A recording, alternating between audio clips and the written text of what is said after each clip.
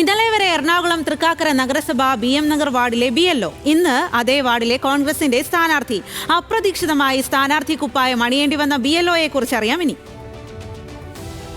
തദ്ദേശ തെരഞ്ഞെടുപ്പ് പ്രഖ്യാപിക്കും മുൻപ് തന്നെ ഇതുപോലെ വീടുകൾ കയറിയിറങ്ങി വോട്ടർമാർക്കിടയിൽ തന്നെ ഉണ്ടായിരുന്നു റസീന. പക്ഷേ അന്ന് റസീന എത്തിയിരുന്നത് വോട്ട് അഭ്യർത്ഥിച്ചായിരുന്നില്ല എന്ന് മാത്രം. മറിച്ച് BLOയെ പ്രവർത്തിച്ചിരുന്ന റസീന എന്യൂമറേഷൻ ഫോമുകൾ വിതരണം ചെയ്യാനായാണ് അന്ന് ജനങ്ങൾക്കിടയിലേക്ക് എത്തിയിരുന്നത്.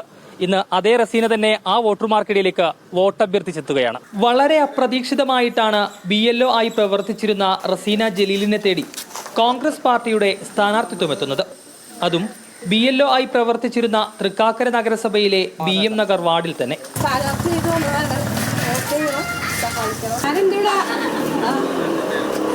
സ്ഥാനാർത്ഥിയാണ്, സഹായിക്കുക, വോട്ട് ചെയ്യുക, ചേച്ചിയോട് പറയാം വോട്ട് ചെയ്യണം, സഹായിക്കണം, ഓരോട്ടെങ്കിലും തരണം എനിക്ക്.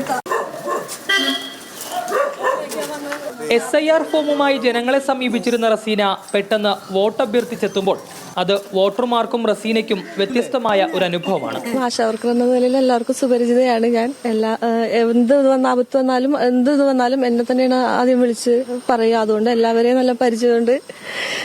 അതുകൊണ്ട് സന്തോഷം, എല്ലാവരും സപ്പോർട്ടുണ്ട് നന്നായിട്ട്. സ്ഥാനാർത്ഥിയായതോടെ BLO ചുമതലയിൽ നിന്നൊഴിഞ്ഞ് പൂർണ്ണമായും പ്രചരണ തിരക്കിലാണ് റസീന. എങ്കിലും SIR ഫോമുമായി ബന്ധപ്പെട്ടെത്തുന്ന ഫോൺ വിളികൾക്ക് ഇപ്പോഴും കുറവില്ല. SIRമായിട്ട് ബന്ധപ്പെട്ടായിരുന്നു ഇന്നലെ വരെ. ഇന്നലെ രാത്രി ഒരു 9 മണിയോടുകൂടിയാണ് ഒരുവിധം കൊടുത്ത് തീർത്ത് നമ്മൾ. എന്നാലും കുറച്ചും കൂടി ഉണ്ട്. അത് ഇനിയും ആളുകൾക്ക് എത്തിക്കാൻ പറ്റിയിട്ടില്ല നമുക്ക്. അപ്പൊ അതിന്റെ വിളി ഇപ്പോഴും വന്നുകൊണ്ടിരിക്കുകയാണ്. അപ്പൊ പുതിയ ആളിപ്പോ നിലവിൽ പോസ്റ്റ് ചെയ്തിട്ടുണ്ട്. അപ്പൊ ഇനി ആ ആള് വന്നിട്ട് അവരെ സപ്പോർട്ട് ചെയ്യണമെന്നുണ്ടെങ്കിൽ തീർച്ചയായും സപ്പോർട്ട് ചെയ്യും. LDFന്റെ സിറ്റിംഗ് സീറ്റായ BM നഗർ പിടിക്കാൻ ഇപ്പോൾ ഓടി നടന്നുള്ള വോട്ടുപിടുത്തത്തിലാണ് റസീന ജലീൽ.